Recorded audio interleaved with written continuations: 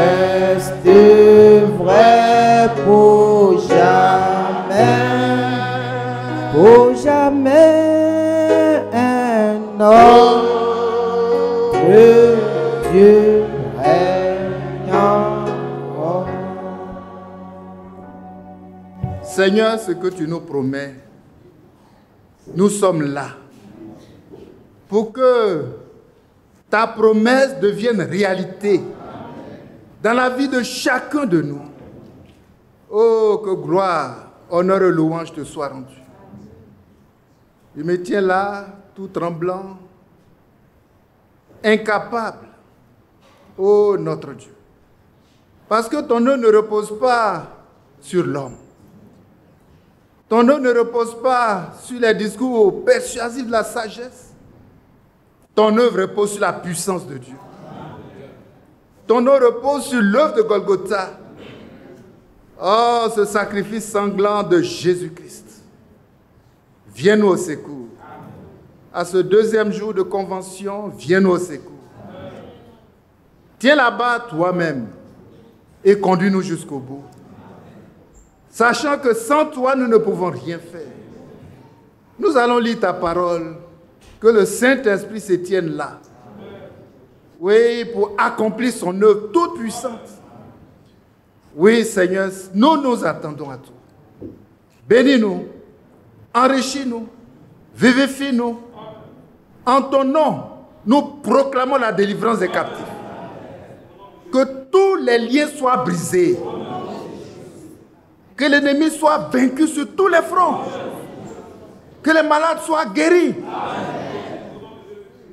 Tous ceux qui sont tourmentés par des esprits malins, Seigneur, tu les as vaincus pour nous. Et par toi, nous sommes vainqueurs. Nous les déclarons libres. Viens au secours. Parle à nos cœurs. Dépouille-nous. Libère-nous. Affranchis-nous. L'homme s'égare. Nous prions que l'esprit de vérité vienne nous éclairer. Vienne nous montrer le chemin. Nous tienne par la main pour nous conduire, afin que nous puissions tenir dans la voie juste, avancer jusqu'au bout. Il n'y a que toi qui peux le faire. Bénis donc ton peuple rassemblé.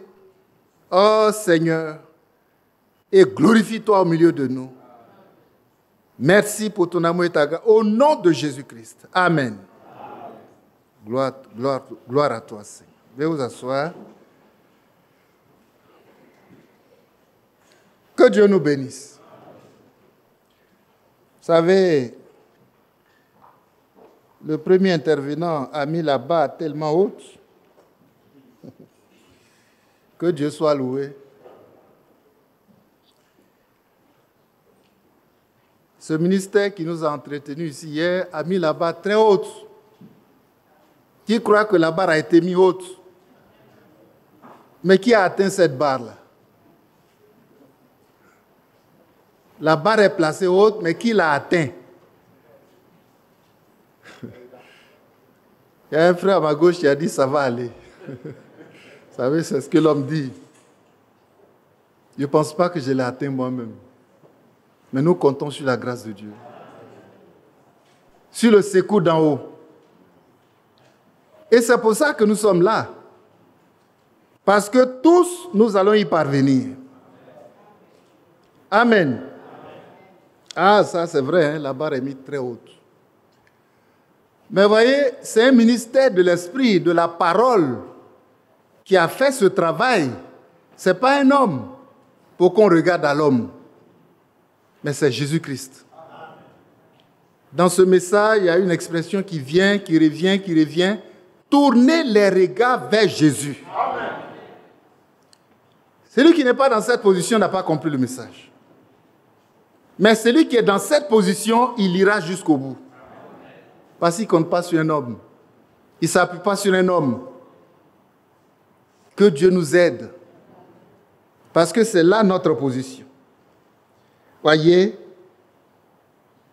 pour que ce chemin tracé par la parole prophétique dont on nous a parlé hier là, le chemin est tracé. Ce n'est pas pour qu'on dise que c'est beau, mais c'est pour que nous puissions avancer, marcher avec Christ sur ce chemin jusqu'au bout. Amen. Oui, c'est ce que, quand il a lu la parole, c'est ça. Nous sommes au temps de la parole prophétique. On est là, le message a dit, le message, c'est la parole prophétique. Mais qu'est-ce que la parole dit? Cette parole prophétique brille comme une lampe.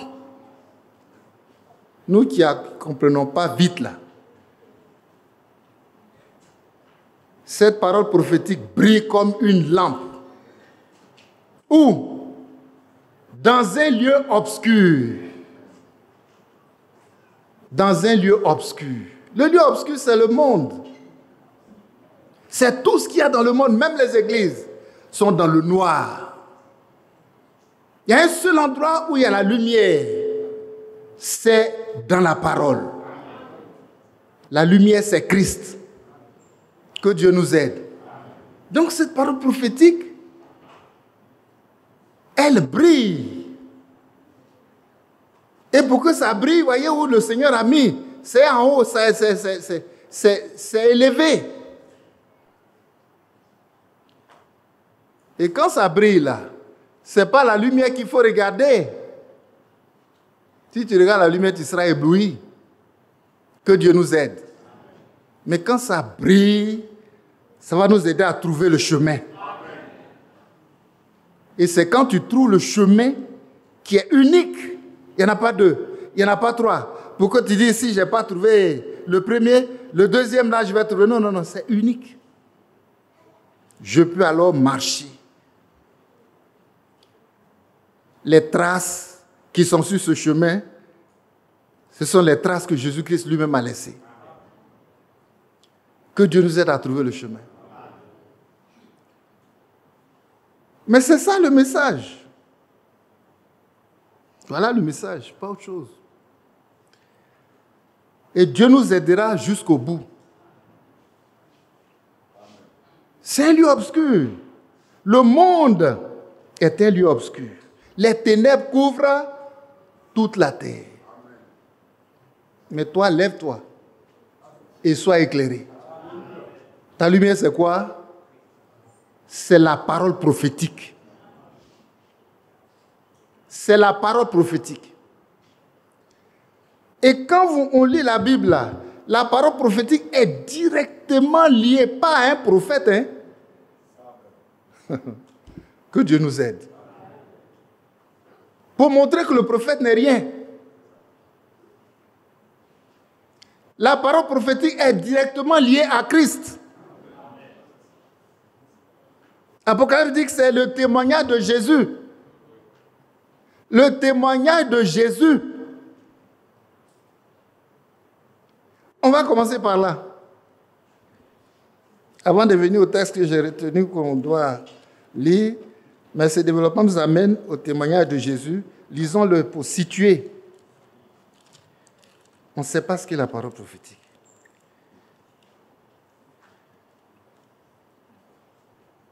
Lisons Apocalypse 19.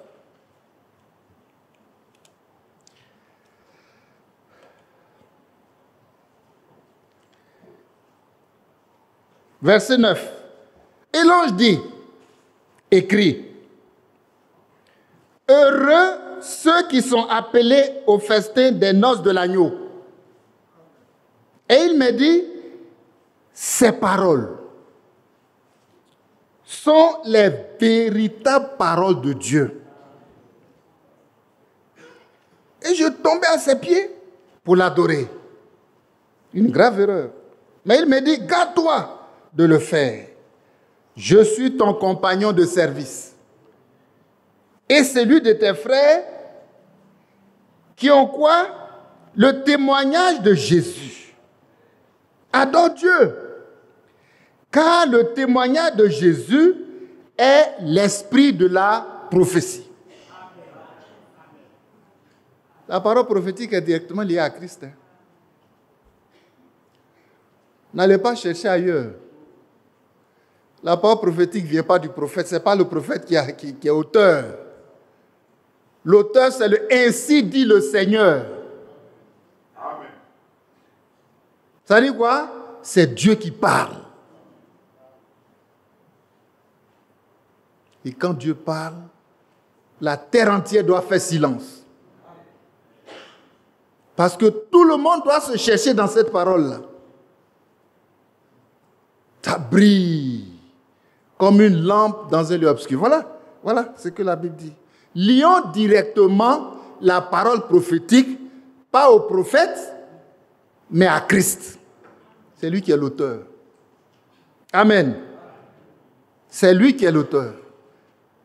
Donc, s'il y a quelqu'un qu'on doit connaître, qu'on doit trouver, voyez, qu'on doit chercher, en écoutant la parole prophétique, c'est Christ. Que Dieu nous aide à trouver Christ. Ça brille. Dans un lieu obscur, le monde est obscur. Le monde est obscur. Tout est obscur. Il n'y a rien à tirer. Et c'est pourquoi on doit quitter les ténèbres pour venir à son admirable lumière. Son admirable lumière, qui est la parole prophétique qui brille. Ce n'est pas une affaire d'église. Ce n'est pas une affaire de monsieur le pasteur, même pas du prophète. Que Dieu nous aide à comprendre ça. C'est une affaire de quoi? De Christ et son église. Amen. Dans la prophétie. C'est pas ce que le prophète a prêché. Christ et son église dans la prophétie. Si tu n'as pas trouvé ton chemin dans cette parole prophétique-là, tu ne vas nulle part. J'ai reçu un message dont je serai enlevé. Non. Ce n'est pas le message qui enlève les gens. Mais c'est ta position en Christ qui te donne l'enlèvement. Si la parole prophétique ne t'a pas aidé à trouver ta position en Christ, que Dieu nous aide. Ce n'est pas une adhésion, mais c'est une naissance. On va le lire. On va le lire, le témoignage de Jésus. Frères et sœurs, on est là pour Christ. Il faut qu'on le trouve. Dans cette convention-là, avant de partir d'ici, je dois être un avec Christ. Un avec Christ et sa parole. En ayant tout quitté. Il n'y a rien dans les ténèbres à gagner, à prendre. Le monde n'a rien à nous donner. Quand on lit Ésaïe, il dit, lève-toi, lève-toi. Mais est-ce que je suis debout? Lève-toi, lève-toi. On est plutôt assis dans le monde, confortablement, chacun, voyez, cherchant ses intérêts quelque part. On n'a plus d'intérêt à chercher dans le monde. En quoi que ce soit. On a tout à gagner en Jésus-Christ et dans sa parole. Alors on est debout. On ne peut plus s'asseoir. Le chrétien n'est plus assis. Le véritable chrétien est debout. Amen. Regardons Ésaïe. Ça doit être le dernier chapitre d'Ésaïe. Ça, j'ai retenu ça. Non, vers la fin. Vers la fin, mais c'est plutôt, voilà. Ésaïe 60. Lève-toi.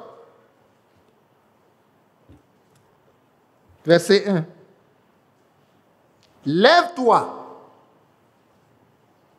À qui la parole s'adresse? C'est à moi. C'est à toi. Que Dieu nous aide à être debout. Pourquoi? Sois éclairé. Aujourd'hui, on sait que la lumière qui brille, qui nous éclaire, c'est la parole prophétique. Alléluia. Ça, c'est important. Sois éclairé, car ta lumière arrive. Et la gloire de l'Éternel s'élève sur toi.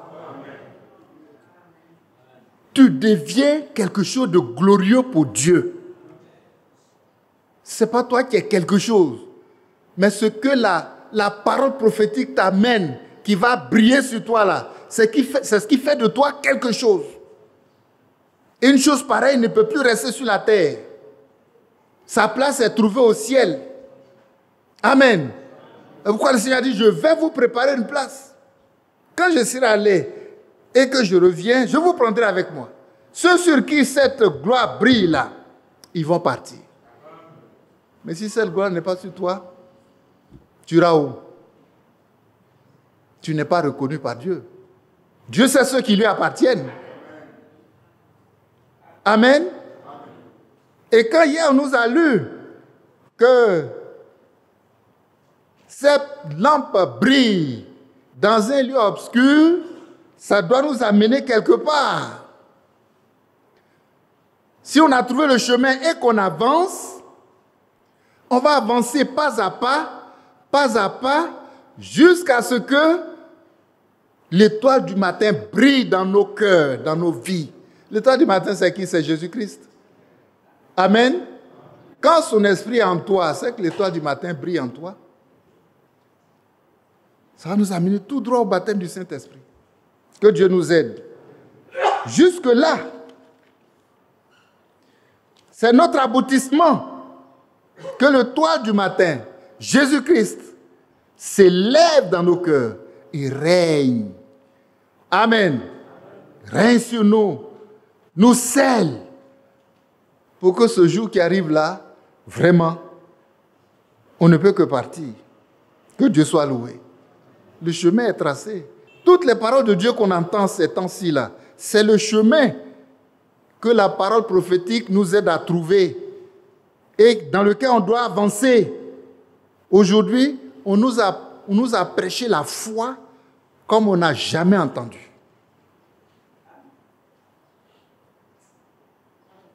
Silence. C'est vrai ou c'est faux? Ce n'est pas une foi ordinaire. C'est une foi parfaite. Amen. Si cette foi parfaite n'est pas installée en toi, tu ne peux rien ajouter. Et ensuite, après ce grand premier pilier qui est le fondement, vient la vertu. Ensuite vient la connaissance. Citez-les. Citez-les. Après la connaissance, il y a quoi? Non, c'est toi qui nous as prêché, tu n'es pas dedans. Sinon, tu vas citer vite. Que Dieu nous aide à être attentifs. Attentifs à la parole prophétique qui brille. Où est notre attention? Où est notre sérieux avec la parole? Quand on ne peut même pas citer les 7 piliers, n'est-ce pas, du scellement. De manière automatique. Ces données, ça doit être en nous. Et puis je regarde, est-ce que ma foi est celle que Dieu approuve? Et puis je vois qu'il y a des défaillances, alors je corrige. À genoux, Seigneur, viens au secours. Amen. Amen. Ensuite vient la vertu. Ensuite vient la connaissance. Ensuite vient la tempérance. Après la tempérance, il y a la patience. La piété. Mais c'est une belle progression. Parce que quand j'atteins la piété, on dit que je vis comme Dieu.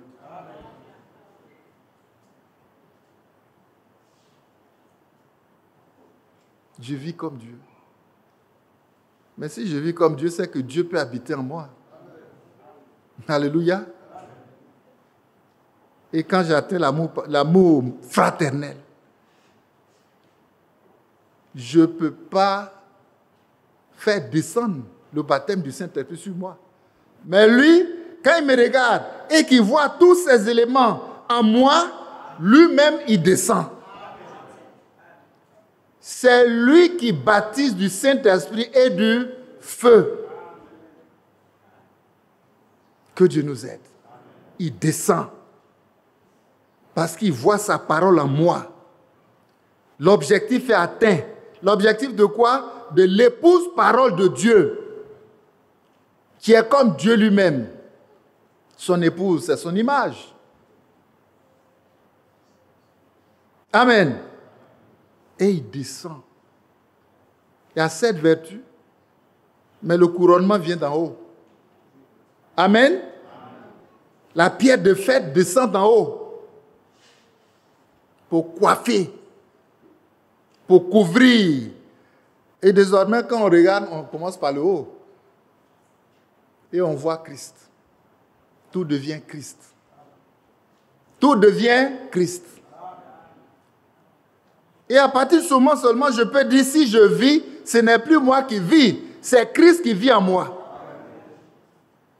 Si cette statue-là, si je ne l'ai pas atteint, ce n'est pas Christ qui vit en moi. Mais nous sommes en chemin et nous y arriverons par la grâce de Dieu. Alors il dit,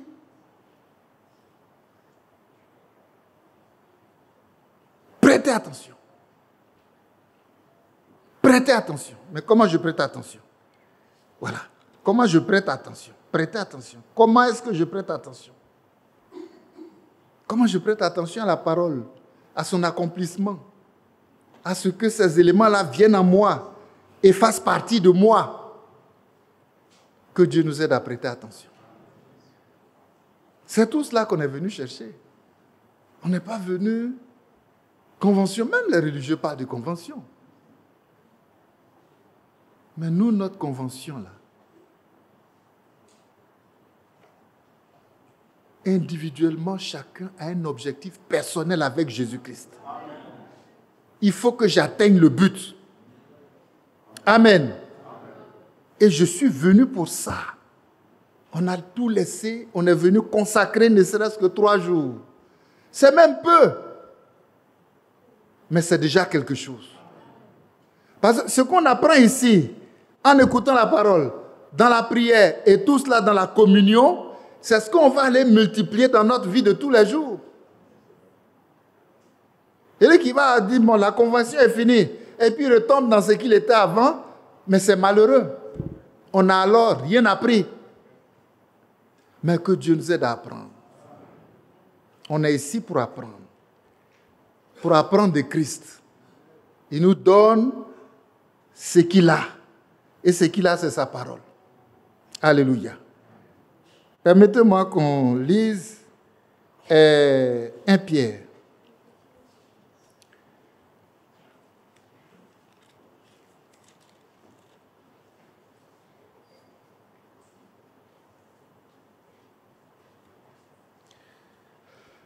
Au chapitre combien? Premier. On prend 1 Pierre 1.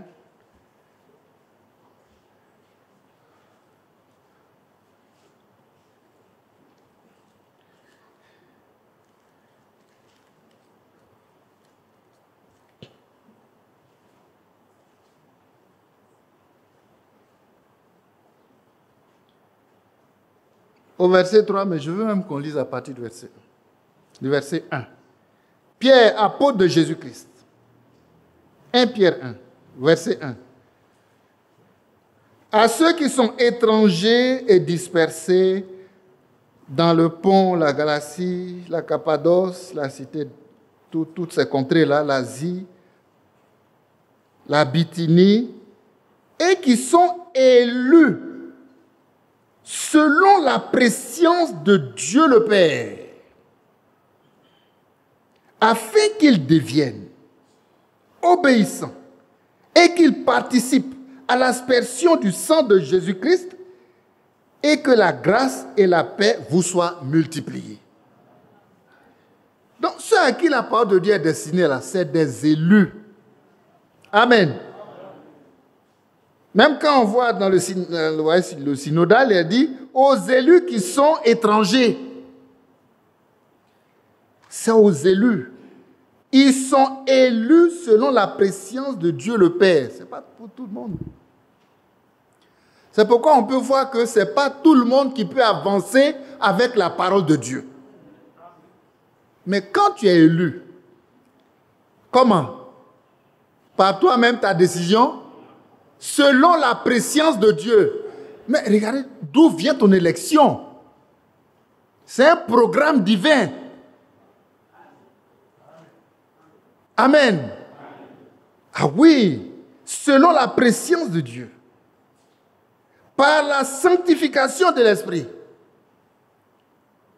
Amen. Ça fait partie de l'élection. Ce sont les vrais élus qui se sanctifient.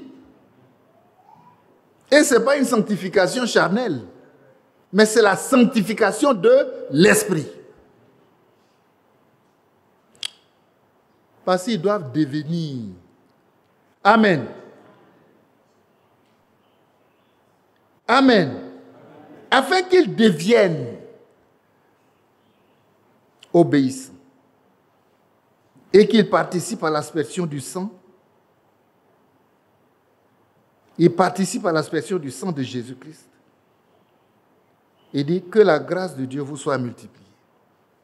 Donc, vous voyez, c'est vraiment des hommes mis à part pour Dieu. Dieu les connaît. Il a sa signature sur eux. Il a sa marque sur eux. Amen. Ils sont dans un programme divin. Ça ne vient pas de la terre.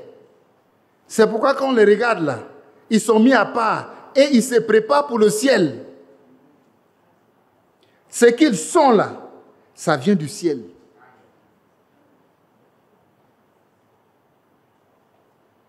Béni soit Dieu, verset 3. Le Père de notre Seigneur Jésus-Christ, qui, selon sa grande miséricorde, nous a régénérés pour une espérance vivante, par la résurrection de Jésus-Christ d'entre les morts. Par la résurrection de Jésus-Christ d'entre les morts, pour un héritage qui ne peut ni corrompre, ni souiller, ni flétrir, lequel vous est réservé dans le ciel. Alléluia. À vous qui, par la puissance de Dieu, êtes gardés par la foi pour le salut prêt à être révélé dans les derniers jours. Il y a beaucoup de choses dedans. Il y a beaucoup de choses dedans que nous relevons. Parce que on peut voir que tout repose sur quoi? La résurrection de Jésus-Christ d'entre les morts.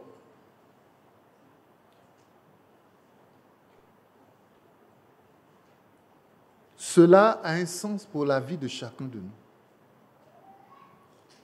Parce que la parole dit, nous sommes ressuscités avec Christ. Mais avant de ressusciter, il faut mourir avec Christ. Amen. Mort avec Christ, ressuscité avec Christ. Ressuscité avec Christ. Frères et sœurs, c'est ça qui est la nouvelle naissance. C'est ça qui est la nouvelle naissance. Hier, on nous en a parlé ici hier. Parce que dans cette mort avec Christ là, tout ce que tu es, ta nature d'homme, ta pensée d'homme, ton programme d'homme, est crucifié avec Christ. C'est parce qu'on ne peut pas, humainement, si on te dit d'aller toi-même mourir par toi-même, ce n'est pas possible. Mais en mourant, dans la mort de Christ là, par la foi, j'expérimente moi-même ma mort. C'est certainement difficile à comprendre. Mais si tu as la révélation, ce n'est pas difficile. Amen. Hier, son serviteur rendait un témoignage ici, comme le frère Franck. Voyez, un frère a dit, frère, c'est maintenant que je suis mort. Mais baptême, j'ai pris avant là. Est-ce que c'est valable? Comme c'est maintenant que je suis mort, il faut que voyez, c'est comme c'est le démarrage. Et il dit, mais ce n'est pas possible. Si seulement 5% de ceux qui se disent chrétiens avaient cette expérience, lui serait le serviteur de Dieu le plus heureux. Ça veut dire que ce n'est pas beaucoup qui ont fait l'expérience. Ce n'est pas beaucoup qui sont allés à la croix avec Christ pour mourir et ensuite ressusciter. Alors ils peuvent dire, si je vis, ce n'est plus moi qui vis. On voit ça. C'est écrit dans la parole de Dieu. Depuis Romains chapitre 6. Et puis on lit, on avance 7 et 8.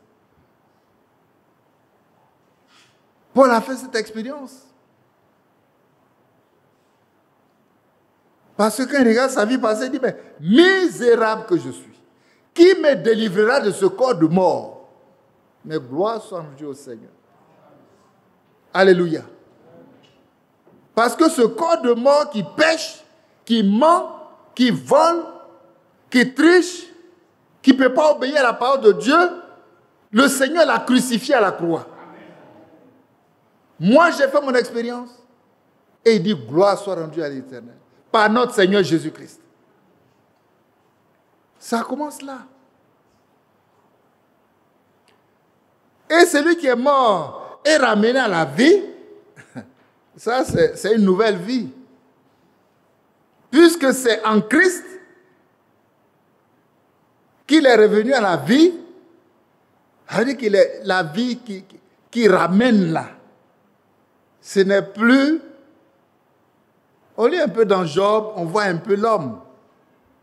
La naissance de l'homme. Job nous décrit un peu cela. Dans Job, on lit cela. Ce n'est plus la naissance d'homme.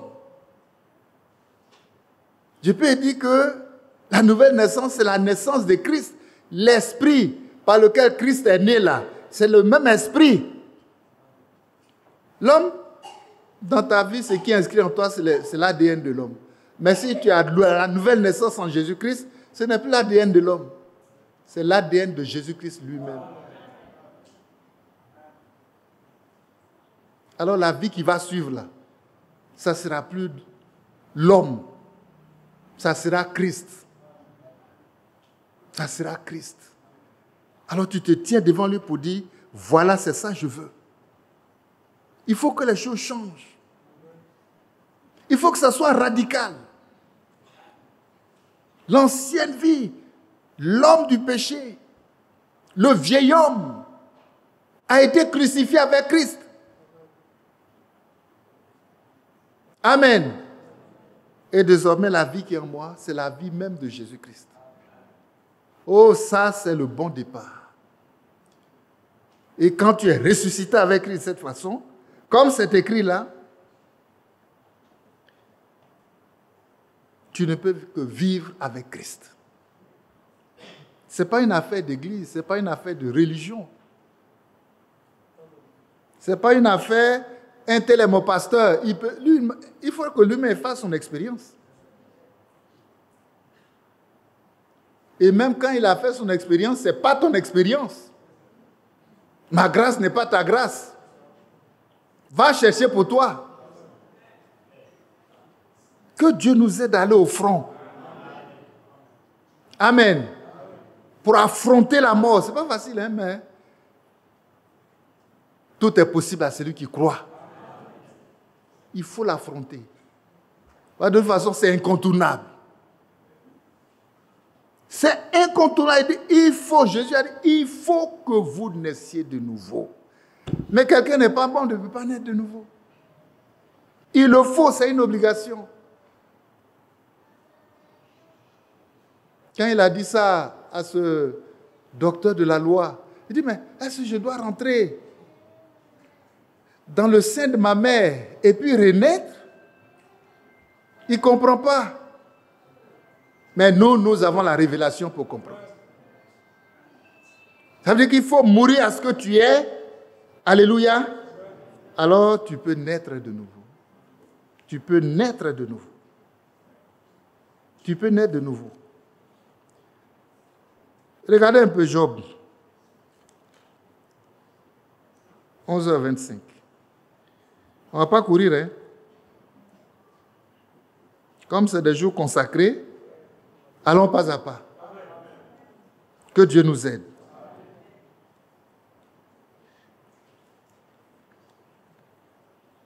Job. Il faut faire la différence.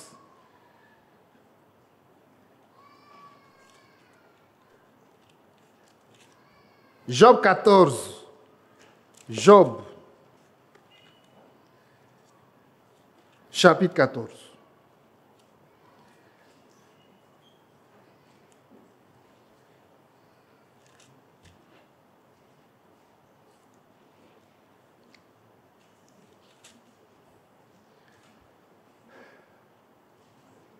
L'homme né de la femme. C'est ce que nous tous on connaît pour le moment. Maintenant, ceux qui sont nés de Dieu, eux, ils ont gagné. Est-ce que nous comprenons?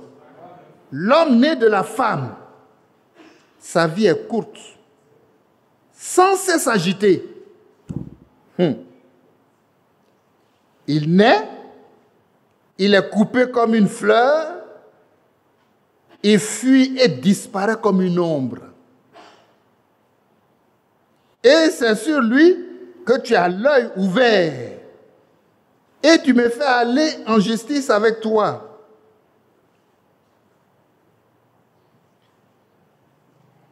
Ainsi de suite. Mais donc, vous voyez, l'homme né de la femme. Nous tous, on a fait cette expérience. C'est de là qu'on est né. C'est la naissance charnelle. L'homme né de la femme. Le parcours de vie de l'homme né selon l'homme, voyez, son cœur est mauvais, son cœur est tortueux, il y a beaucoup d'écritures. Son cœur est tortueux et mauvais. Et sa fin, c'est la mort. Et sa vie même est courte. Il y a des écritures que j'ai notées ici, vous voyez. Il dit, mais la largeur même de la paume ne vaut pas la durée de vie d'un homme. On ne va pas s'attarder là-dessus. Parce que ce n'est pas ce qui nous édifie. Chacun a son expérience personnelle de la naissance d'une femme. Et tu sais que cet état-là, vraiment, ce qui est en toi, bon, ce n'est pas la vie de Dieu. Ce n'est pas la vie de Dieu. Quand tu ouvres la bouche, c'est comme un serpent.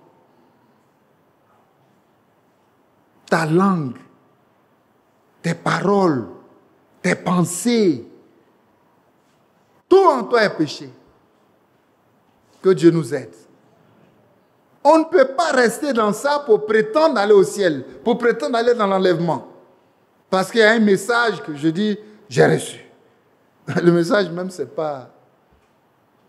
Tu ne peux pas le recevoir, c'est une lumière qui t'éclaire pour que tu trouves le chemin de Christ, pour aller faire ton expérience personnelle, qui commence par ta propre mort. Amen. Ézéchiel 36 nous donne encore des détails et nous montre que c'est un processus divin. Ne peut pas sortir de là qui veut. Mais c'est Dieu qui le fait. Et ce qu'il promet reste vrai pour jamais. Si tu crois, tu vas faire ton expérience personnelle. Tu verras la gloire de Dieu. Et donc, il faut croire. Ézéchiel 36. On continue là. Ézéchiel 36.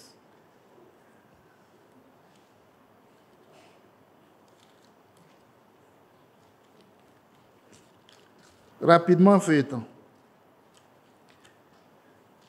L'homme né d'une femme.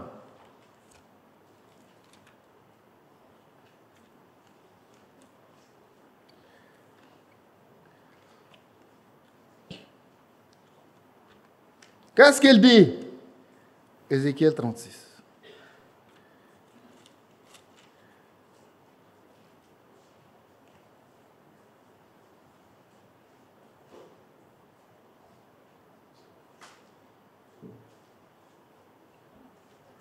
Verset, pour aller un peu vite, 24.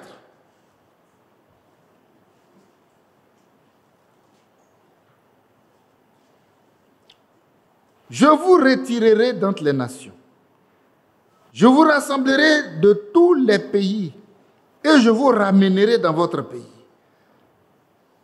Verset 25. Je répandrai sur vous une eau pure et vous serez purifiés. Je vous purifierai de toutes vos souillures et de toutes vos idoles. L'eau pure pour nous, c'est la parole de Dieu. Et encore plus, c'est la parole prophétique, dans laquelle j'ai une promesse de délivrance totale. Amen. De tous mes péchés. Il m'a même dit qu'il a mis fin au péché. Il a mis fin au péché.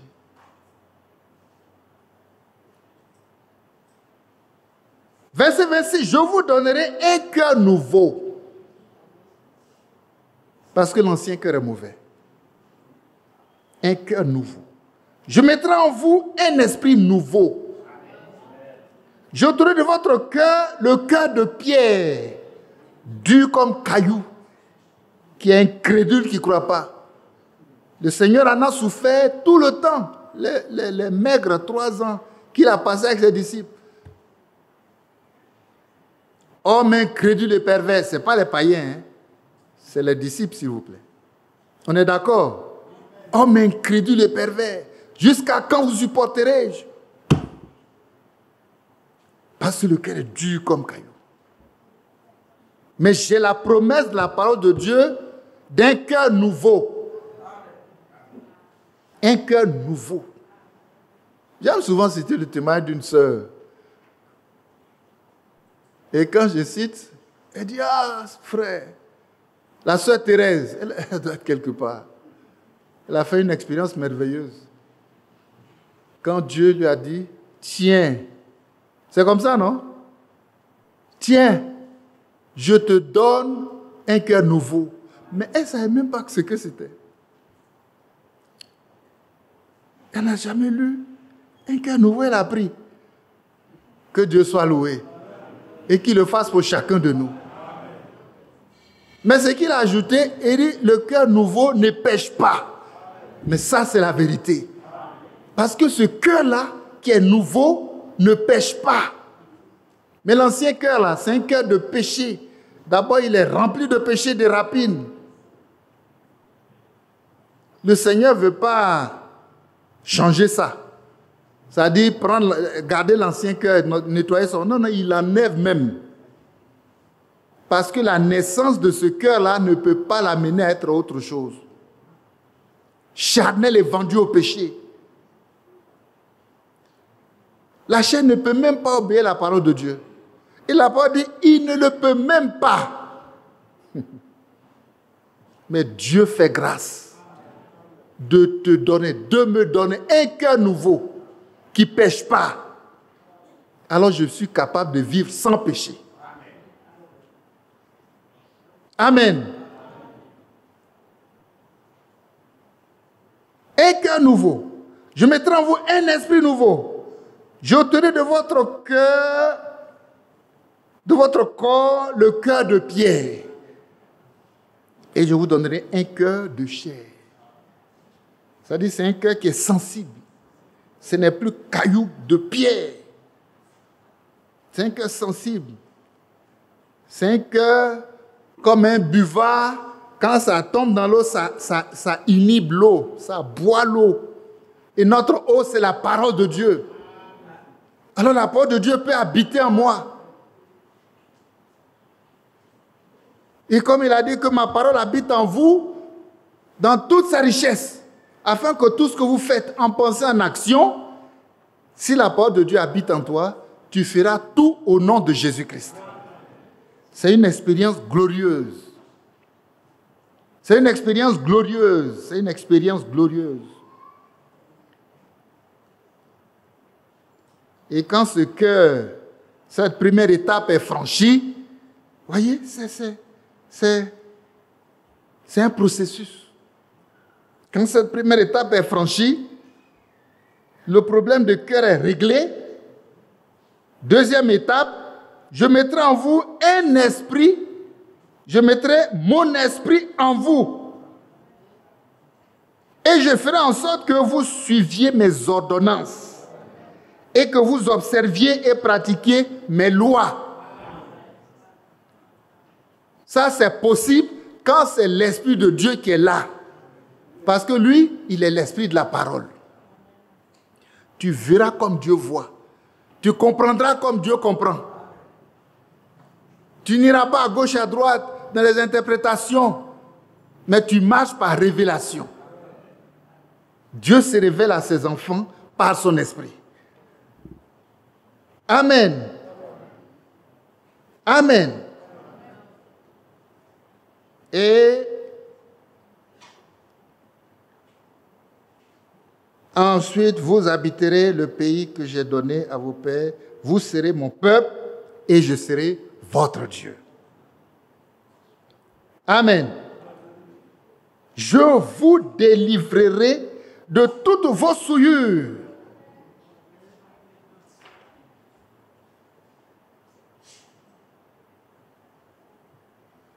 Délivré. Un enfant de Dieu est délivré.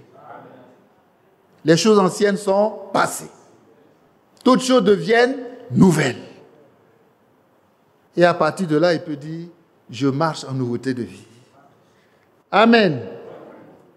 Mais c'est ce qu'on est venu chercher. C'est ce qu'on est venu chercher. Notre adhésion à un message ne nous donne pas ça. Mais notre naissance en Christ nous donne ça. C'est pourquoi dans ce que nous avons lu, il est parlé de la postérité.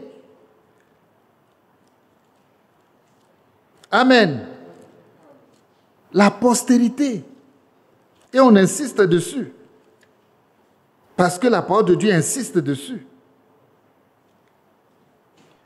Quand la première étape est passée, au verset 4, il dit, pour un héritage, on est retourné dans 1 Pierre, 1 Pierre 1. Pour un héritage, au verset 4, pour un héritage qui ne peut ni corrompre, ni souiller, ni flétrir. Ça, ce n'est pas un héritage de la terre. Hein. Si tu as reçu la vie d'en haut, ton héritage désormais est où? En haut. Ton héritage en haut. La vie que tu as sur la terre te donne un héritage sur la terre qui peut se corrompre, qui peut se rouiller, qui peut se détruire. Mais l'héritage d'en haut, c'est éternel. Que Dieu nous aide. Éternel. On appartient à un héritage par naissance. Comment tu peux appartenir à un héritage si tu n'es pas né dans cette famille-là? Si tu es né en Christ, l'héritage de Christ là, tu fais partie de cet héritage. Tu as même un nom nouveau. Amen. Un nom nouveau.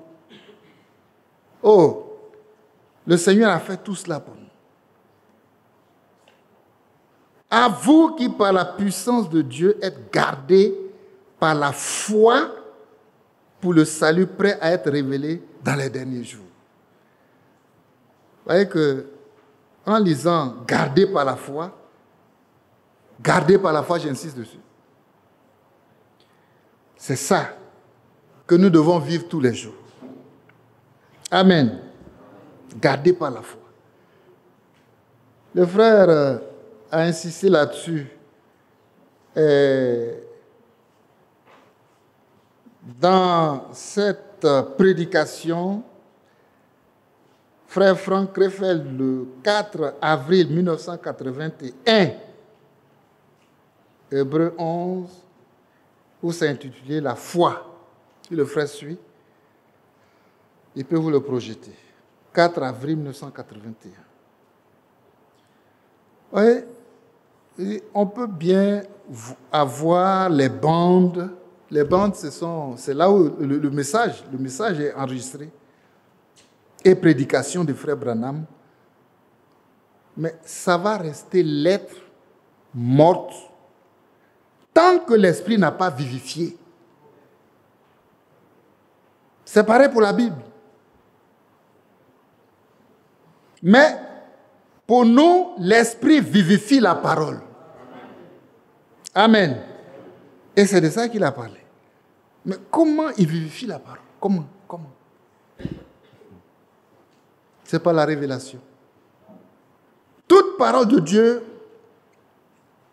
on ne peut avoir accès que par révélation. Et quand on résume,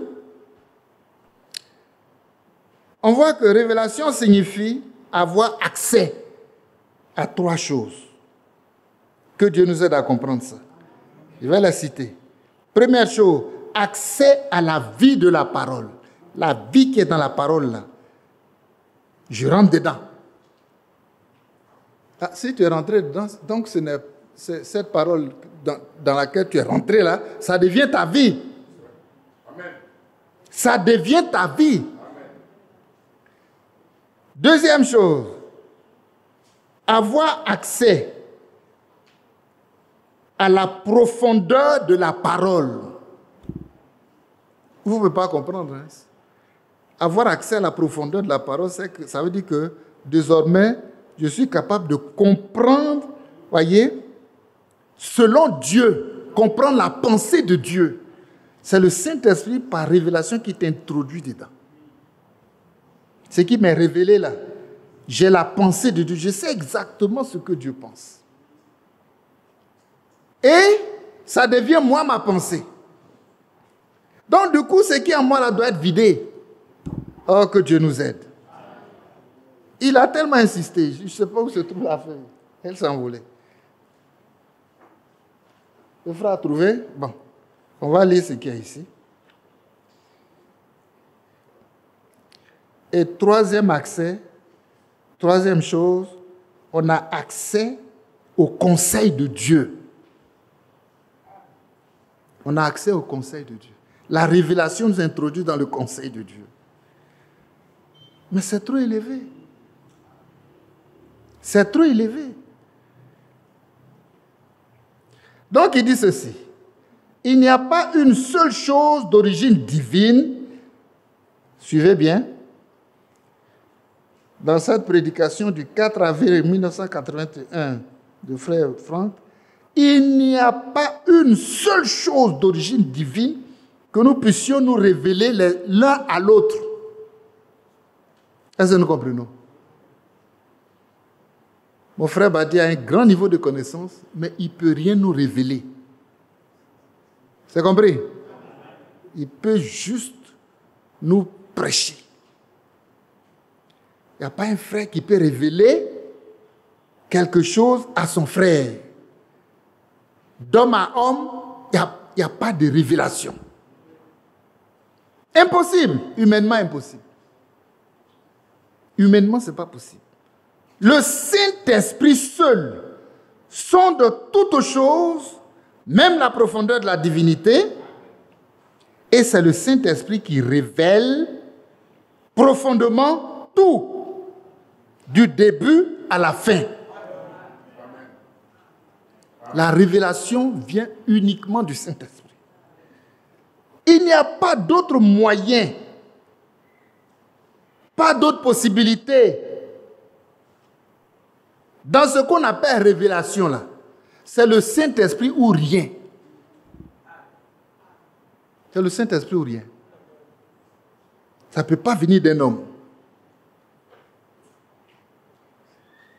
Un beau sermon, une belle prédication, mais la révélation de ce qui est prêché là, c'est le Saint-Esprit qui va te le communiquer.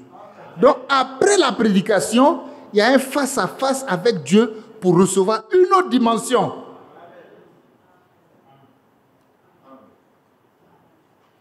À partir de ce moment-là, tu diras plus que tel prédicateur m'a dit ceci. Tel prédicateur m'a dit ceci.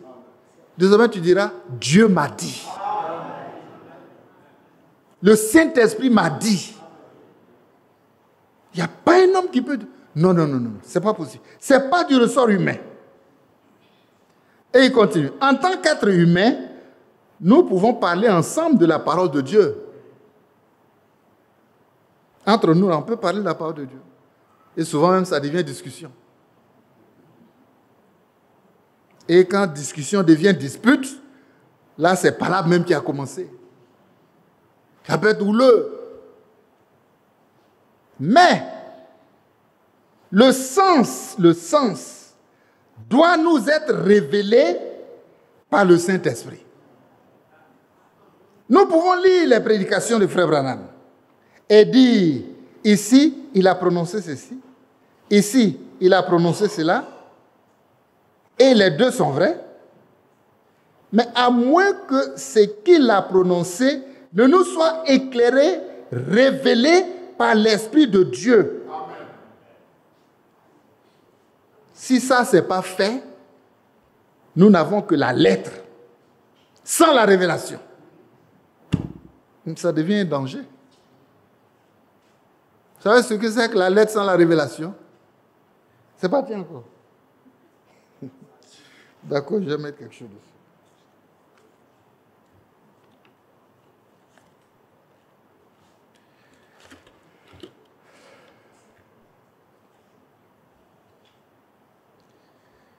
Vous savez ce que c'est que la lettre sans la révélation? La lettre tue, mais c'est l'esprit qui vivifie. La lettre tue, mais c'est l'esprit qui vivifie. Nous n'avons que la lettre sans la révélation de l'esprit. Je finis de lire. Qui nous montre les rapports et les contextes. C'est ce qui fait que souvent on lit la parole de Dieu, on lit bien ce qui est écrit, hein, mais on sort du contexte parce qu'on n'a pas la pensée de Dieu. Amen. La révélation nous donne accès à la pensée de Dieu, la profondeur de Dieu, là on rentre dedans. Amen. Amen. Il y a beaucoup d'exemples. Hein? Il y a beaucoup d'exemples.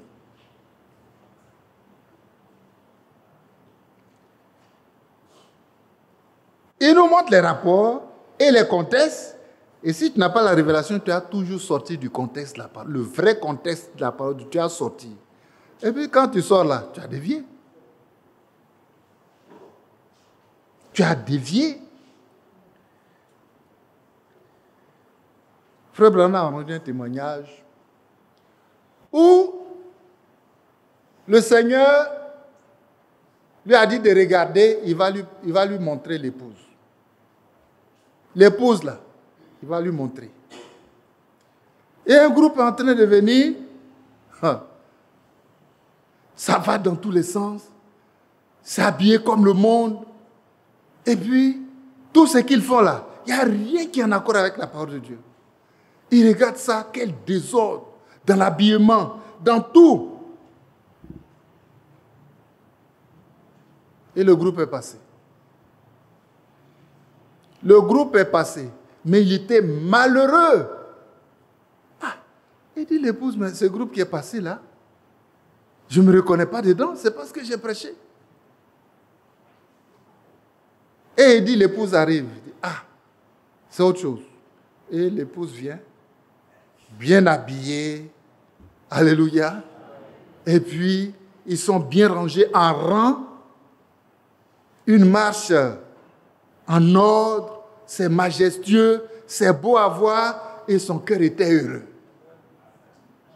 Et il regardait la progression. Un moment, il a vu qu'il y a une ligne qui est en train de dévier. Et il allait les remettre en ordre.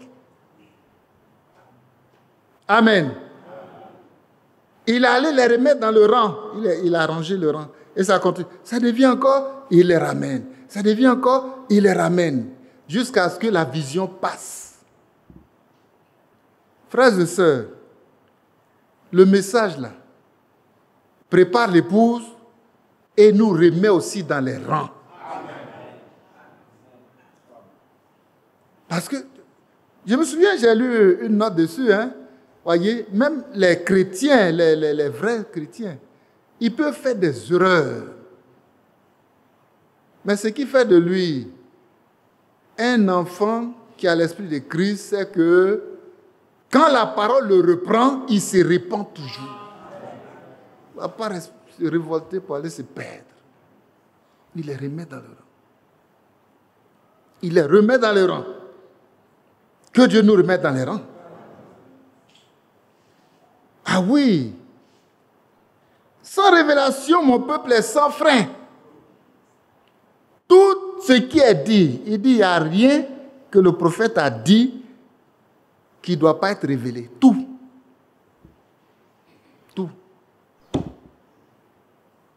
Donc, bien souvent, on a la lettre, mais on n'a pas l'esprit. Que Dieu nous aide à comprendre ça. Et la lettre tue, mais c'est l'esprit qui vivifie. Un peuple qui est sans frein, il rentre partout, il va dans toutes sortes de déviations, mais le message est là pour nous ramener toujours dans le droit chemin, pour qu'on termine notre pèlerinage. Alléluia. Mais quand on est sans frein, c'est là qu'on peut avoir des interprétations. Toutes sortes d'interprétations. Toutes sortes de doctrines diverses, des enseignements pernicieux, et c'est rempli dans le message. Voilà où commence la religion. Mais Dieu n'est pas dans la religion. Dieu est dans sa parole. Et quand la parole nous met en ordre, on se met en ordre. Si tu ne veux pas te mettre en ordre, c'est que tu n'es pas dans le plan de Dieu. Aussi simple que ça. Aussi simple que ça. Dans le droit chemin. Il dit le sens doit être révélé par le Saint-Esprit. Ce que le message a dit là, ça doit être révélé, tous les points. Ça doit être révélé par le Saint-Esprit. Les prédications de William Branham, les lettres circulaires, tout. Ce que la Bible dit,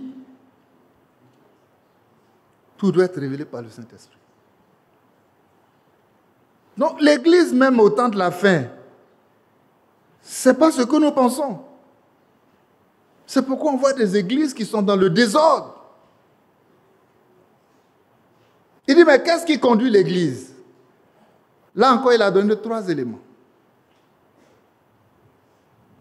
En disant le prophète de Dieu, il dit, il y a le prophète de Dieu, il y a la parole de Dieu. Mais quand vous lisez ce qu'il a dit, qu'est-ce qui conduit l'Église? La première chose, la première entité, le prophète de Dieu, vous verrez que ça n'a rien à voir avec un homme.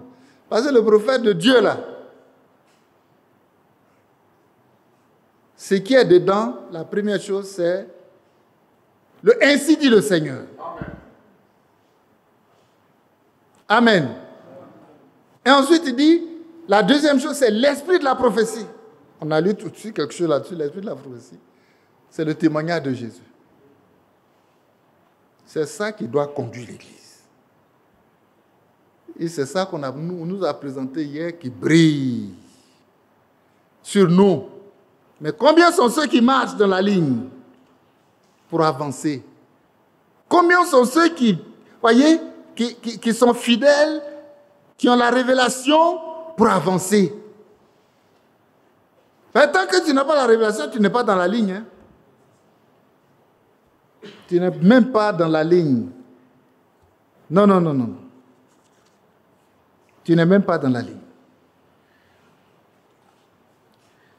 Il dit ceci, je vais lire encore un deuxième élément, avant qu'on avance un peu.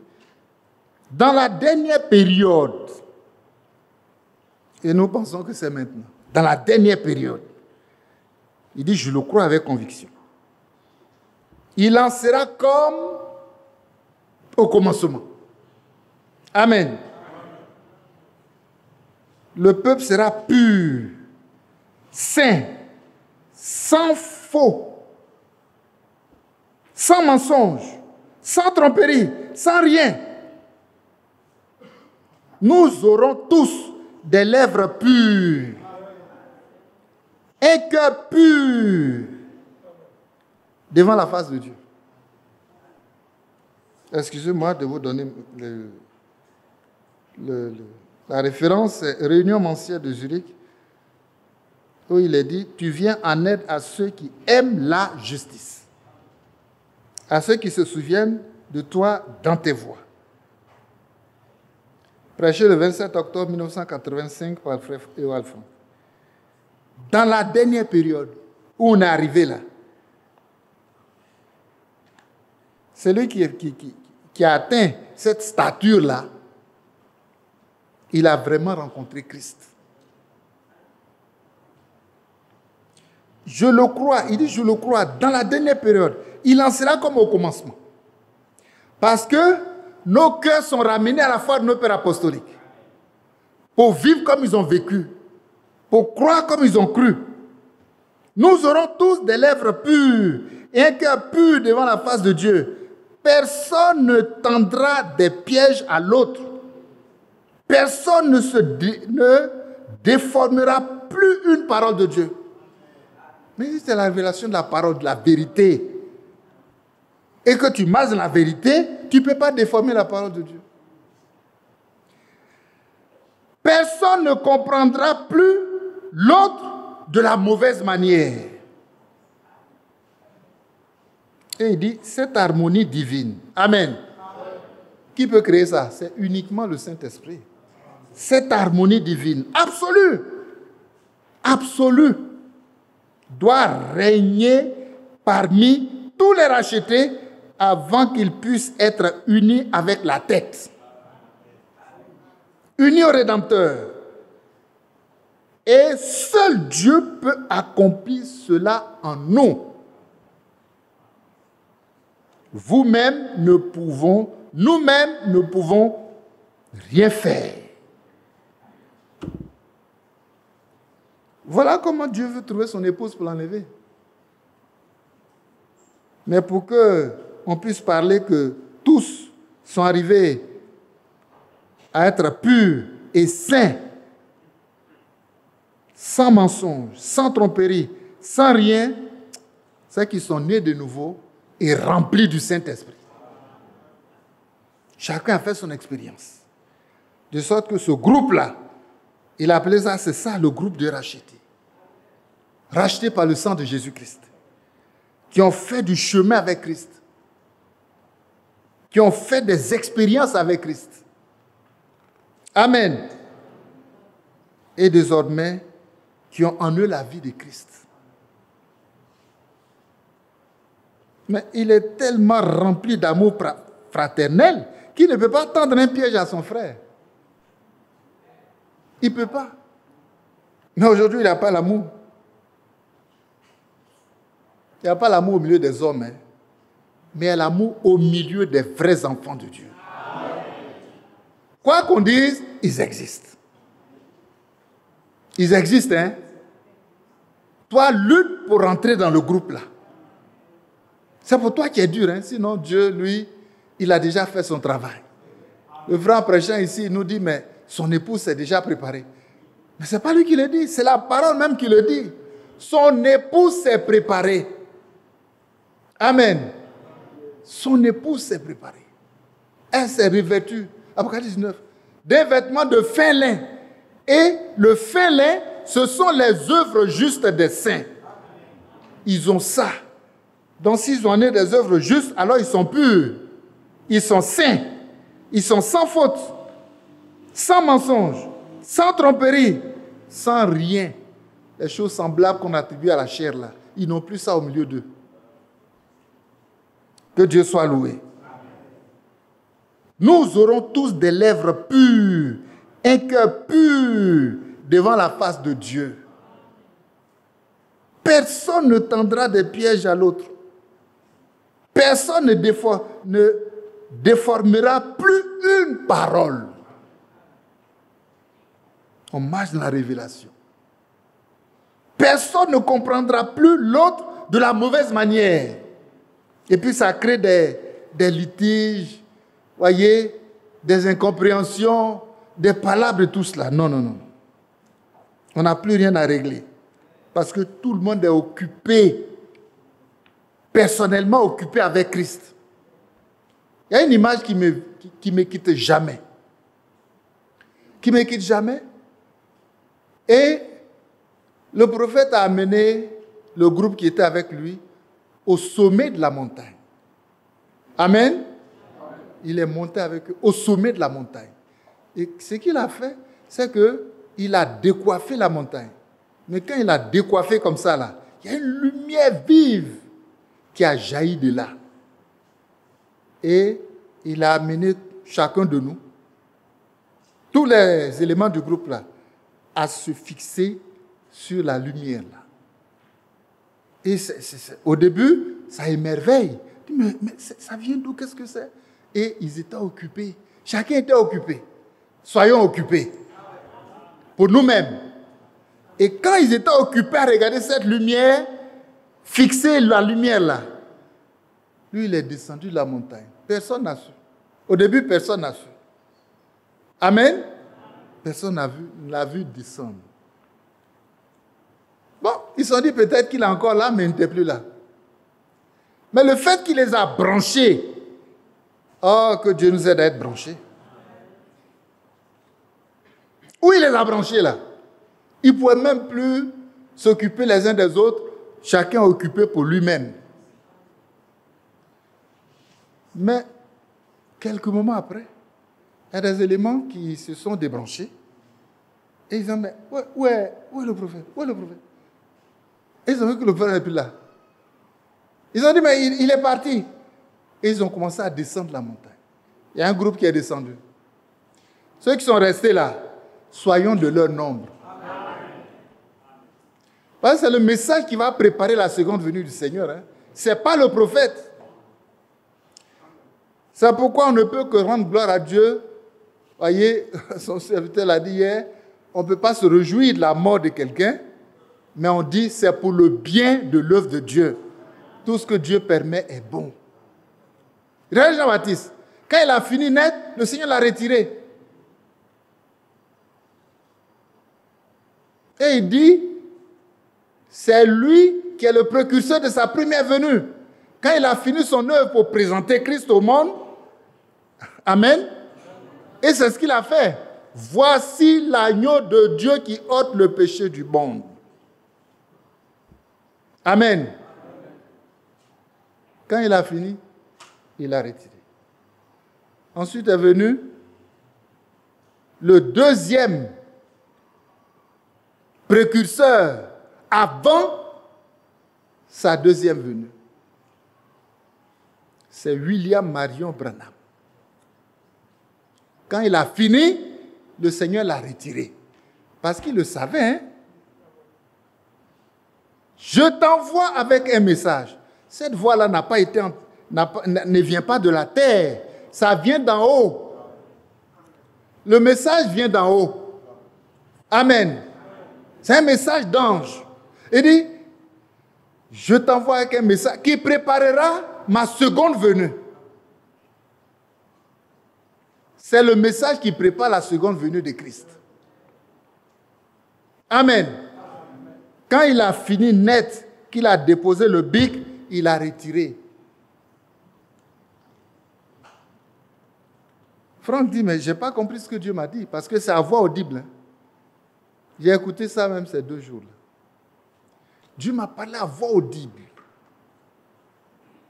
Que je dois distribuer la nourriture et prêcher sa parole. Voilà les 2 thèmes qu'il a utilisés. Distribuer la nourriture et prêcher sa parole. Il n'a pas trop compris. Mais il est allé voir le prophète. Voilà où c'est merveilleux. Et quand le prophète l'a vu venir, ils sont assis pour qu'il lui dise sa préoccupation. Il a dit arrête. Il a l'esprit de prophétie, non? C'est qu'il sait de quoi il s'agit. Il sait de quoi il s'agit. Tout est à nu et à découvert devant celui à qui on doit rendre compte. Il dit, je sais pourquoi tu es venu. Mais voilà. La nourriture que tu dois distribuer là, ce n'est pas d'amasser des sacs de riz pour prévenir une quelconque crise, voyez, de disette ou de famine. Mais c'est spirituel. La nourriture à rassembler, c'est cette parole parlée, voyez, qui sont sur les bandes là. Quand tu vas recevoir la dernière bande, commence ton travail. Alléluia. Il était heureux. Il dit, mais c'est exactement ce que Dieu m'a dit à voix audible. Non, il était heureux de travailler pour la distribution de la parole de Dieu. Quand il a fini, le Seigneur l'a retiré. Hein? Comme il a retiré le prophète. Parce que depuis le début, si ce n'est pas William Branham qui va préparer l'épouse, ça ne sera pas Franck aussi. Il a part à l'œuvre. Grâce à son œuvre, le message est parti partout et est même venu à nous jusqu'en Afrique ici. J'ai vu une carte où ils ont montré partout. Lui-même, il a arrêté là et puis, voyez, la carte montre de différents endroits du monde où il est parti. Il a distribué la nourriture.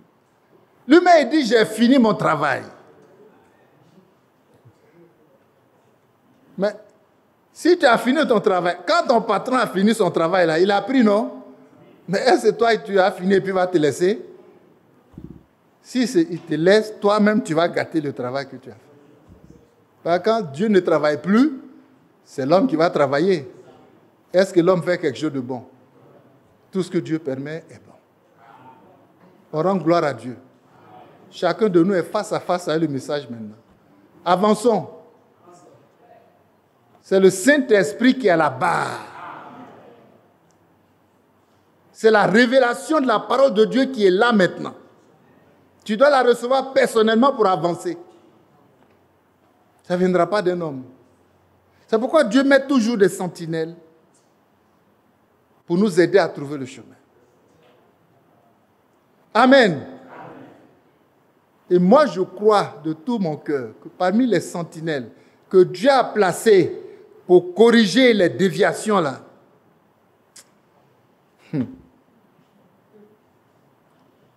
frère, ce frère qui est assis là, il en fait partie. Que tu le veuilles ou non. J'étais là comme ça, il dit, mais attends, nous-mêmes, depuis qu'on marche ensemble, ça fait combien d'années? Et j'ai calculé, ça fait 48 ans que lui et moi, nous marchons ensemble. Beaucoup n'étaient pas nés. Mais vous allez penser que ça a été facile, c'est des amis. Non, mais écoutez, lisez la parole de Dieu. Tout doit être éprouvé. Je ne vous dirai pas les épreuves que notre amitié a connues. Vous serez déçus. Mais quand ça vient de Dieu, ça subsiste toujours. Quand c'est pour un but de Dieu, ça va subsister. Et non, c'est des amis, laissez-les. Il n'y a aucune complicité charnelle. En 48 ans de vie ensemble, ce que je retiens de cet homme, frère, c'est l'amour de la vérité. Si tu n'es pas prêt à marcher à la vérité, lui aussi n'est pas prêt à marcher avec toi. Et ça, je suis d'accord. Amen. Et c'est ça qui justifie toutes les prises de position. Mais prendre position pour la vérité, là, mais c'est ce que le Seigneur demande. Il faut que tous ceux qui viennent ici, chacun ait son témoignage personnel. Pas de suivre quelqu'un, mais de suivre Christ. Et de marcher dans la vérité. On a lu, on dit, mais on tente plus de pièges. On ne déforme même plus la parole de Dieu. Il y a eu des interventions. Mais à chaque fois, j'ai vu que son intervention a redressé la barre. 48 ans. Jusqu'à ce qu'on soit là aujourd'hui. Que Dieu nous aide à terminer. Amen. Pas en regardant l'homme. Oh, mais tout tombe. Et qui pense qu'il va compter sur lui pour avancer là. Il va regretter.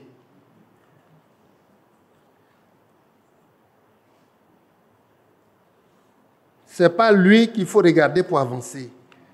C'est à Christ. Celui qui n'a pas le contact personnel. Il y a un des liens où il dit contact personnel. Je vais trouver ça pour lui. Il est déjà 12h10. Contact personnel. Je veux ça.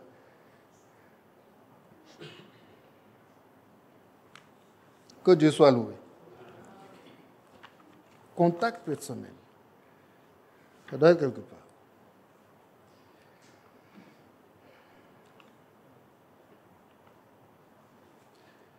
Bon, de toute façon, si je le trouve, je vais le lire. Je peux ne pas l'avoir pris également.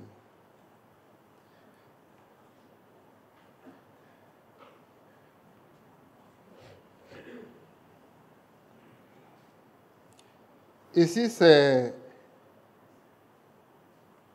dans le même message du 4 avril 1981, Hébreux chapitre 11, la foi,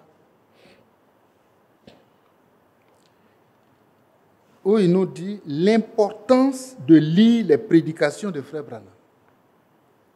L'importance. C'est Franck qui parle. Hein? Il ne met pas, lui, ses écrits en avant, mais il met les écrits du prophète en avant. Il dit ensuite, nous avons de la nourriture spirituelle. Quand nous nous réunissons pour être en communion les uns avec les autres. Ça, c'est bon. Pour être édifiés. Pour nous édifier et nous réconforter mutuellement avec la parole de Dieu. Mais le message direct, c'est le message... Non. Il dit, mais le message direct, c'est le messager qui l'a apporté. Et il est nécessaire que nous écoutions, que nous l'écoutions, que nous le lisions et que nous nous y plongeons. Si nous jouons avec la lecture des brochures, on ne peut pas avancer. Parce que vous voyez que ceux qui prêchent ici, quand on est rassemblés, c'est là-dessus qu'ils s'appuient. Vous savez à quelle lecture on peut sortir ces genres d'éléments pour dire je vais lire ceci, je vais lire cela, je vais lire ceci.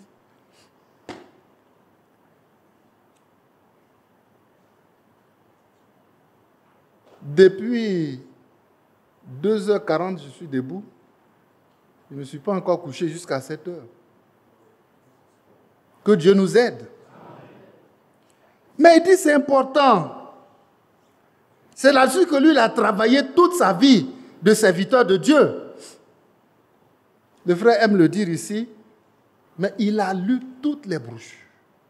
Et quand il écrit et qu'il donne une citation, tu vas chercher, tu te rends compte que vraiment il a fait un travail de fourmi. Ça doit être l'objet, la parole de Dieu là, doit être l'objet de nos recherches et de nos investigations.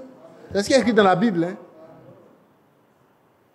Les autres ont travaillé, donc ça va. Mais toi aussi, tu dois travailler à ton salut avec crainte et tremblement. Et il dit, c'est nécessaire que nous nous arrêtions, si possible, à chaque paragraphe. Quelque chose t'a frappé le cœur, tu t'arrêtes. Pour faire quoi? Pour examiner à fond, pour sonder. Amen. Quand tu sondes, ça va t'amener à une autre brochure, à un autre enseignement. Ça va t'amener à la Bible. Tu fais un sondage. Demandez aux géographes, voyez, les gens qui font les mines, qu'est-ce qu'un sondage? Qu'est-ce qu'ils cherchent quand tu sondes? Quand, voyez, l'ingénieur de mine sonde la terre, là, il cherche quoi? Il cherche la pépite d'or. Il cherche un trésor. Que Dieu nous aide à chercher le trésor. Et le trésor est toujours caché. Hein? Même dans la parole de Dieu. C'est ainsi qu'on peut écouter, faire une écoute d'une prédication de frère Franck et puis ne rien comprendre. Est-ce que ce n'est pas vrai? C'est parce que c'est la lettre. Mais ne va pas avec la lettre. Il faut aller avec la révélation. Après l'écoute, il y a la révélation. Alors il dit ceci. Que nous nous arrêtions, si possible, à chaque paragraphe pour demander au Seigneur,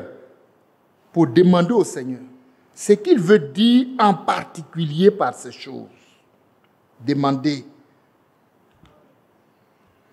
c'est prier. On prie même en lisant. Il y a des choses qu'on lit même qu'on ne comprend pas. On doit aller là, dans tel autre enseignement, dans telle autre prédication, dans telle autre brochure. Et puis, quand l'Esprit t'a aidé à rassembler tous les éléments, tu dis gloire à Dieu.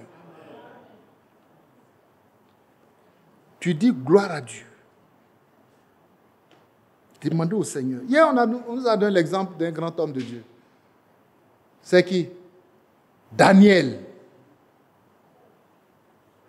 Il n'a pas compris ce que Dieu a dit. Il dit, mais Seigneur, de quoi il s'agit? De quoi il s'agit? Voilà. Est-ce que nous le faisons? Que Dieu nous aide à le faire. Faire de cette parole-là l'objet de nos recherches, de ce salut-là l'objet de nos recherches et de nos investigations.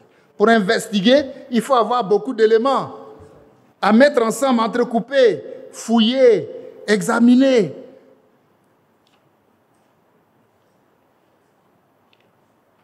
Demandez au Seigneur ce qu'il veut nous dire en particulier par ces choses. Car ce sont justement ces prédications-là qui sont si importantes et qui nous éclairent sur tout. Rien n'est laissé au hasard. Parce qu'à la fin, voyez, la connaissance dont il s'agit dans les piliers là, vraiment, tu as ce pilier-là. Il n'y a rien qui peut venir et puis ça t'emporte. Emporté par tout vent de doctrine.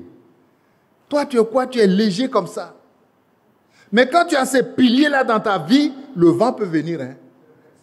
Mais tu tiens ferme dans la vérité. Ferme. Tu ne bouges pas. Ça peut même te souffler. Tu vas te courber comme ça. Ça va te pencher comme ça.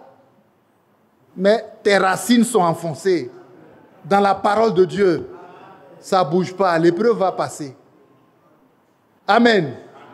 Les turbulences vont passer. Mais ta position est ferme. Ça, c'est ton travail personnel.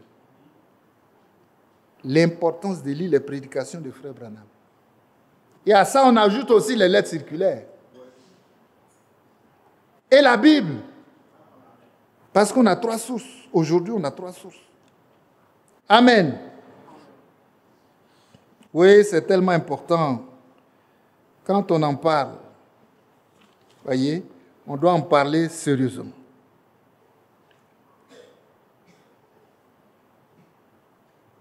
On doit en parler sérieusement.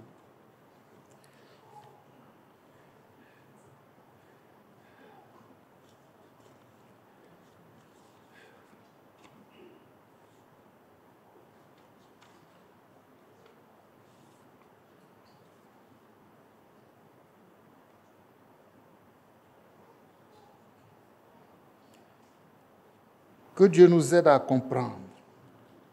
Alléluia. Parce que c'est le moment d'en parler sérieusement. Dans cette prédication de Frère Walfranc du 8 avril 1973, Apocalypse chapitre 15, 1 et 4, 1973 à 15 heures. Mais Dieu semble m'accorder la grâce de comprendre les gens qui ne nous comprennent pas. Que ce soit intentionnellement ou non. Mais que nous ayons au moins la volonté en nous et que nous ne nous placions au-dessus de personne. Que nous puissions intercéder dans la prière avec un cœur sincère pour les frères et les sœurs qui peut-être se battent encore contre les guillons. Cela leur traverse le cœur comme un coup de poignard, mais l'effet n'est pas encore là. On va expliquer. Certes, nous connaissons tous des personnes ici et là avec lesquelles nous avons été et que nous avons fréquenté autrefois. Et nous les avons tous mis de côté. Nous les avons mis de côté en bloc. Mais la question est de savoir si cela est juste ainsi devant Dieu. Ne pourrions-nous pas, nous aussi, utiliser la parole contraignante ici et là? Oui, utiliser une parole contraignante ici et là. Ne serions-nous pas bien conseillés si nous pouvions nous mettre à genoux et prier avec un cœur sincère pour les frères et les sœurs qui nous ont été proches et qui aimeraient aussi subsister devant Dieu, mais qui sont retenus d'une manière ou d'une autre et ne peuvent pas se libérer eux-mêmes. Il ne suffit pas seulement que nous attendions l'enlèvement, mais nous voulons, et Dieu le veut aussi, que notre nombre soit complet. Que Dieu soit béni. Ça parle de nous. Hein? Quand je dis, j'ai trouvé la voie juste et que je marche dans la droiture, dans la vérité, il ne faut pas juger les autres qui n'ont pas compris cette parole-là. Mais dans les piliers même, il y a un pilier qui ne te donne pas le droit de les juger. Tu dois plutôt Tu as un pilier sur toi. Quand tu actionnes ça, ça te pousse à les aimer. Et quand on aime, on ne critique pas, on ne condamne pas, on ne juge pas, mais on a plutôt une peine dans le cœur que ce frère-là n'a pas compris la parole de Dieu. Et puis il a dévié. Et ce que l'amour va t'amener à faire, c'est de prier pour lui. C'est de ça qu'il parle. Qu'on ne trouve pas les frères, disent, oh, ceux-là n'ont rien compris. C'est les vierges folles. Non, non, non, non. Ce n'est pas à toi de savoir qui est vierge folle. Mais toi, bats-toi pour être une vierge sage. Et prier pour que les autres aussi soient sages. Dans l'amour, tu pries. Amen. Il dit, c'est la bonne attitude envers ceux qui ne voient pas les choses comme nous.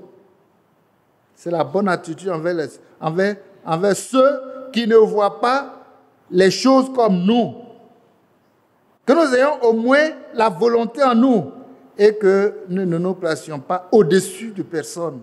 Que nous puissions intercéder dans la prière avec un cœur sincère pour les frères et les sœurs qui peuvent se battre contre les guillons. Bon, ils se battent, les guillons, ça peut être la mauvaise doctrine. Le diable te tient quelque part. Voyez, le diable met son aiguillon sur toi, il te tient emprisonné quelque part. Il y a une chaîne quelque part dans sa vie. Mais ta prière peut le délivrer. Parce que, pourquoi? Parce que la prière du juste a une grande efficacité. Et pourquoi celui qui est dans les chaînes là, il ne peut pas se libérer? Mais Dieu peut t'utiliser pour le libérer. Donc tout ce que tu as fait, c'est de l'aimer. Mais ce n'est pas en le critiquant, ce n'est pas en le blâmant, c'est pas... Certainement, tu ne vas pas le suivre dans ce qu'il fait, mais tu vas l'aider à sortir de là pour venir à la vérité. C'est ce que Dieu fait. Et c'est ce qu'il veut que nous fassions. Que Dieu soit loué. C'est un acte de foi. Hein? C'est un acte de foi vrai. Revenons un peu à cette écriture-là.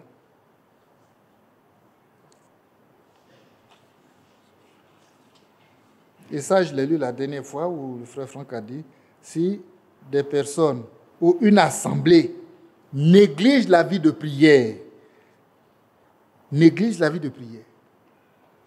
il doit y avoir des moments, des séances où nous allons, c'est pas pour écouter la parole de Dieu, hein, c'est pour aller nous mettre à genoux. Ça là, on est exhorté à ne pas négliger ça. Il faut être là. Amen.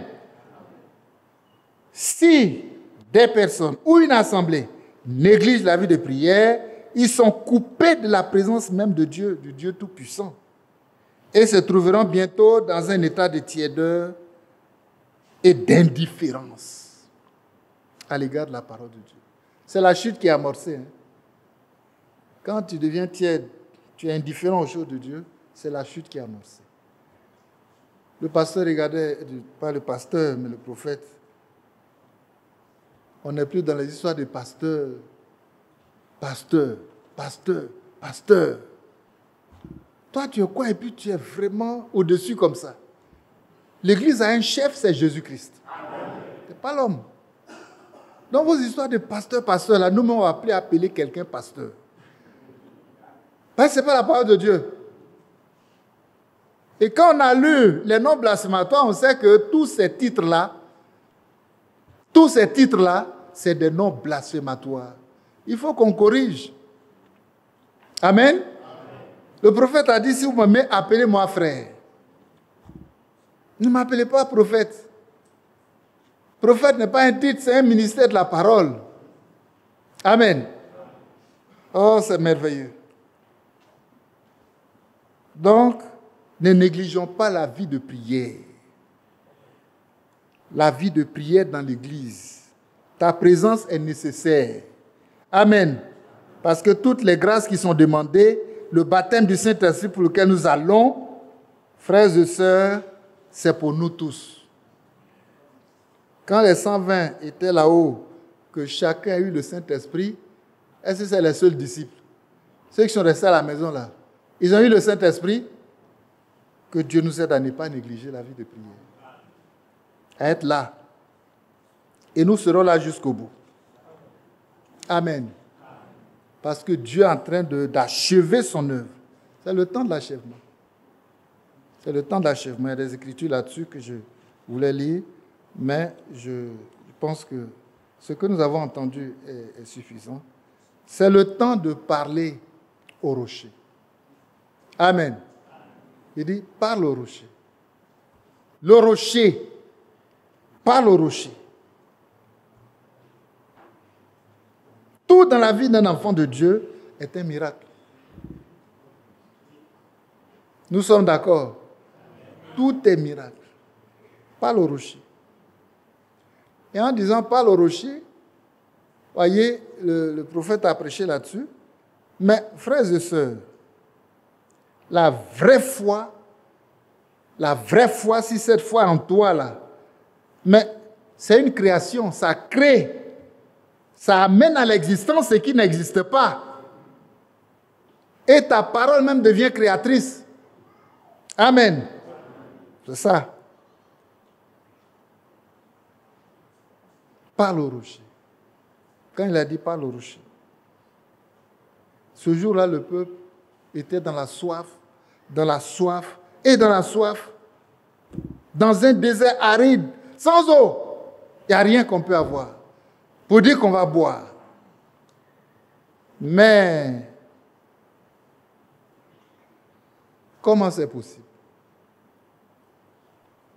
Comment c'est possible? Mais Dieu peut tout, hein? Amen. Rien n'est impossible à Dieu. Et lui il dit, parle au rocher parce que la parole de Dieu est créatrice. Amen. Quand il marchait dans le désert, il a dit qu'un rocher les suivait. Ce rocher-là, c'est Christ. Que Dieu nous aide à voir. Quand on lit la parole de Dieu, à voir Christ dans tout ce que nous lisons. L'esprit de prophétie, c'est le témoignage de Jésus. Que son nom soit loué. Mais aujourd'hui encore, il est le rocher. Amen. Amen. Si tu lui parles, l'eau va sortir. La Bible dit, il est le même hier, aujourd'hui et éternellement. Que Dieu nous aide. Le rocher qui les suivait là, c'est Christ. Aujourd'hui encore, il est là. Amen. Il est là. Vous me permettrez de lire ce dernier élément que je vois, j'ai sous les yeux ici. Il dit, un aigle sur terre, au paragraphe 121 de la prédication, Christ est le mystère de Dieu révélé. Ça a été prêché en 1963 par William Marion Branham. Christ est le mystère de Dieu révélé. Il dit, il est le thème principal de toute la Bible. Amen. Si vous lisez la Bible et que vous ne voyez pas Christ dans chacun de ces versets, c'est ça. C'est ça l'impact de la révélation. Si vous ne voyez pas Christ dans chacun de ces versets, relisez-la. Voyez. Si vous ne pouvez pas voir Christ dans chaque verset de la Bible, alors relisez-la. Parce que vous avez manqué quelque chose. La Bible est Christ. Il est la parole. Quand vous lisez, au commencement, Dieu créa, voilà Christ. Voyez? Il dit, de là jusqu'à l'Amen dans l'Apocalypse, depuis Genèse, où il a dit au commencement Dieu créa, jusqu'à l'Amen de l'Apocalypse, chaque mot rend témoignage de Jésus-Christ. Que Dieu nous aide à voir la révélation. Chaque mot, Christ est le mystère de Dieu révélé. Et dans ce message, quand le 7e ange a sonné de la trompette, il voit un mystère. Mais c'est Christ révélé. Que Dieu nous aide à le saisir. C'est ce qui peut faire en sorte que nous allions tout droit à la nouvelle naissance, tout droit à la justification, à la sanctification, au baptême du Saint-Esprit. Alléluia. Et nous sommes scellés pour le jour de la rédemption. Il n'y a pas un autre témoignage plus que ça. Vraiment, il n'y a pas autre chose. Mais quand nous avons ce témoignage, nous disons, j'ai vu Christ. Le monde ne me verra plus, mais vous me verrez. Ah, mais s'il vit en toi, tu l'as vu. Amen. Puisque lui, il est vie en toi. Le monde ne me verra plus, mais vous me verrez. Parce que je vis et vous vivrez. Et sa parole est vie en nous. Amen. Quand il vient enlever son épouse, je fais partie. Parce que sa signature est sur moi. Je suis scellé du Saint-Esprit pour quand?